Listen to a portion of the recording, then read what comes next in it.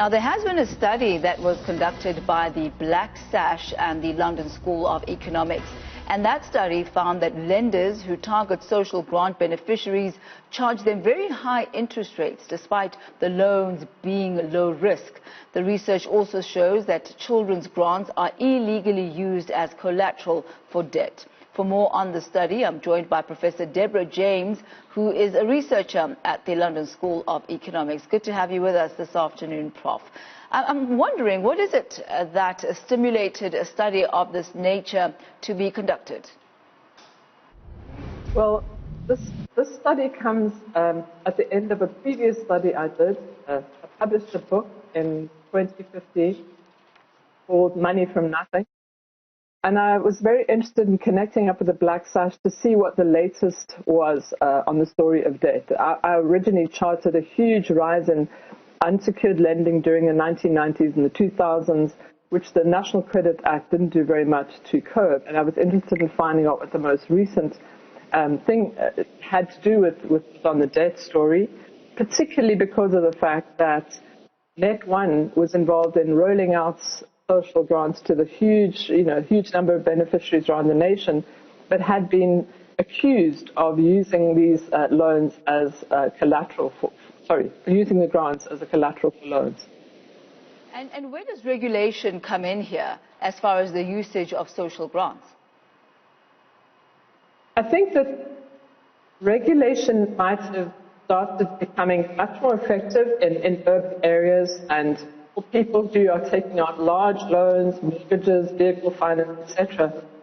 But what we're targeting and interested in is trying to illuminate the scenario that goes on in these incredibly marginal areas of the country, often very rural, in places where people don't have much protection.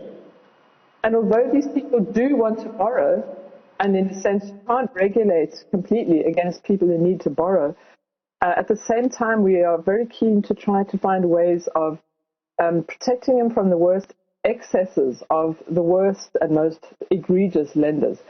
Not to say that they mustn't get into debt. Obviously, people need to get into debt, but to try to find ways of circumscribing the worst practices of some of these lenders. And that includes both informal lenders, the so-called machinistas, but also the fact that people have been included into the financial system so universally in South Africa also makes them subject to abuses within the formal sector as well. So it's that regulation can play part of the role, but because we're talking about people in far-flung areas, it's often very difficult to regulate. I wonder, Professor, if your study went into the details of what exactly the money that is being borrowed is used for, because that also would be a great pointer as to the real needs of communities. Definitely. And we did find a whole range of reasons why people borrow. And if anyone's interested, I really suggest you read the report. It's got quite a comprehensive outline. So some of it's about coping with risks and scenarios that you're not anticipating, but a lot of it simply has to do with day-to-day living. People don't have enough to live on. The social grants aren't really big enough to sort of pave the way for everyday life. And so there's a huge range of different reasons why people borrow. But to call this consumption is rather to trivialize it. It's not really consumption, it's actual livelihood. And it's part of, I suppose you could say, it's been called debt fare.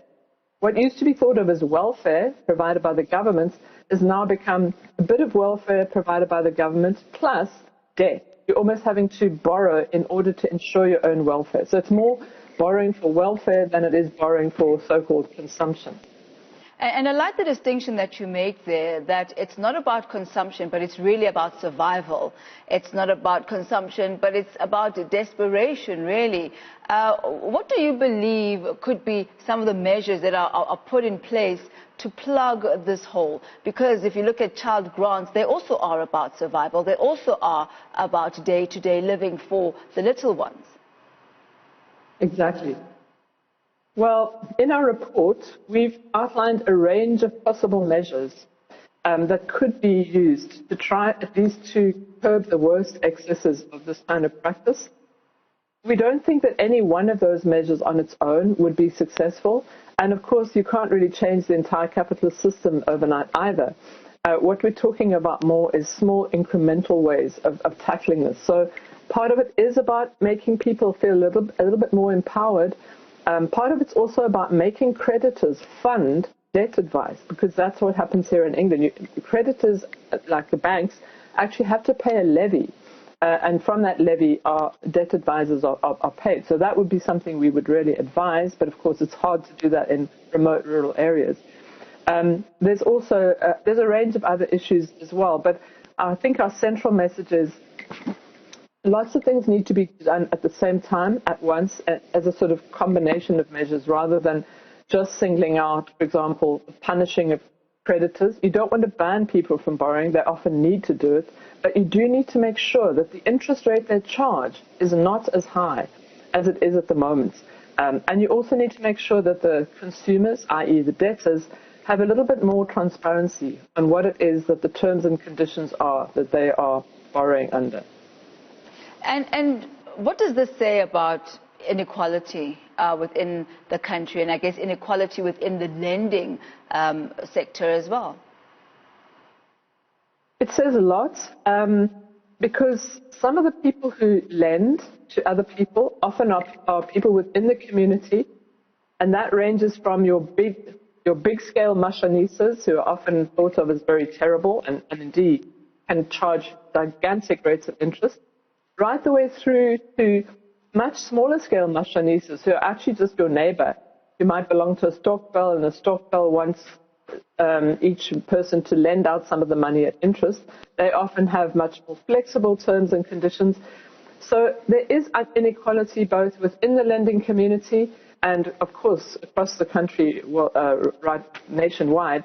But we feel as though the high interest rate that is charged on loans can only exacerbate this inequality. So something needs to be done to try to sort of smooth out those incredible discrepancies that go on, and especially the role played by debt and small-scale debts of these kinds in these marginal areas to actually counter that.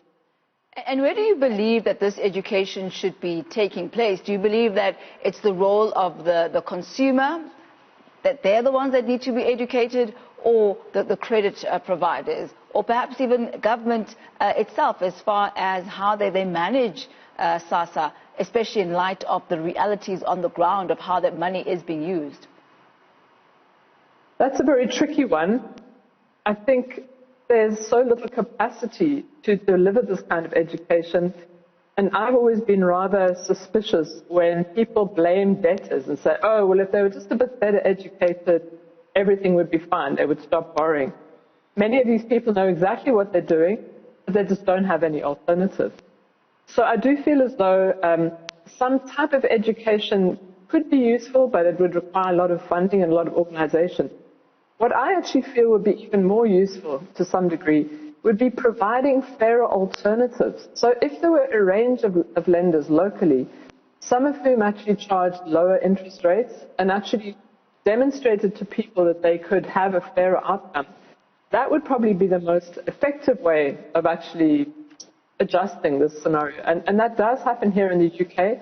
People who get what's called child benefit are actually entitled to borrow against that child benefit using the credit union, and they charge a very low rate of interest. Why? Because there's no risk. So I feel there are various innovative procedures that could be explored. It really is a case of the poor getting poorer. If you look at the infrastructure and the type of rates that they're being charged for this. But I'm wondering about in the instance of a default, what is found to happen when a lender defaults or a borrower defaults? Well, that's the weird thing about this particular sector of borrowing. Most low-income borrowing is aimed at controlling the risk which occur when a certain borrower does not pay back money. But in this particular case, using the social grants as collateral by a bank account, by automated repayments into the bank account of the creditor, there's actually very little risk. And so it's, in a sense, a very different kind of scenario from your usual, the debtor borrowed and never paid me back, so now I've got to go chasing him with a baseball bat. In this particular case, it's a combination of these automated repayments, which is the case with Moneyline, or a similarly kind of automated system with another kind of payday lender, which we found in the middle of the spectrum. And then in the case of many of the mashonistas, they simply confiscate your ATM card. And again, to some degree, they don't really run that much risk. So it's a rather different type of lending scenario from the kind we are more used to hearing about. And at whose doorstep does this land? Who ought to be regulating this into practice? Well, that's a very good one. I mean, I've heard people in the private sector, for example, Summit Financial, which is a kind of financial company in Cape Town, they've taken on an almost Robin Hood-like capacity to try to regulate this from a business point of view, saying, the government's not doing anything, so we need to act against these kind of egregious money lenders. I've heard people sort of accuse the National Credit Register of not being extremely active, especially out in the rural areas.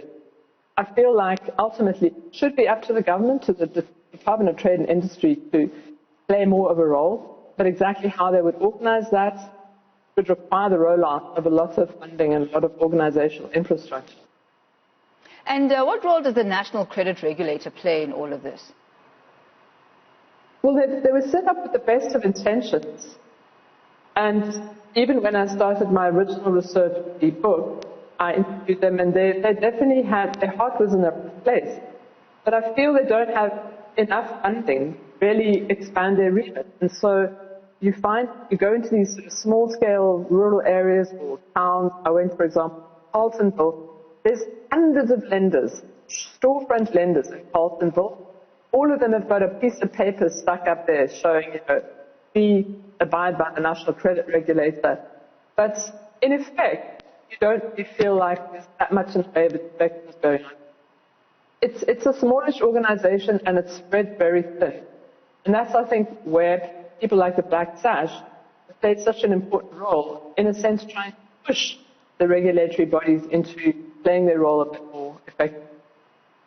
Professor Deborah James, thank you very much for the conversation as well as the research that has been done. I think conversations like this just shine the spotlight on how dire the situation is in the country as far as poverty and inequality is concerned, and the fact that it's not an issue of carelessness, but really an issue of desperation.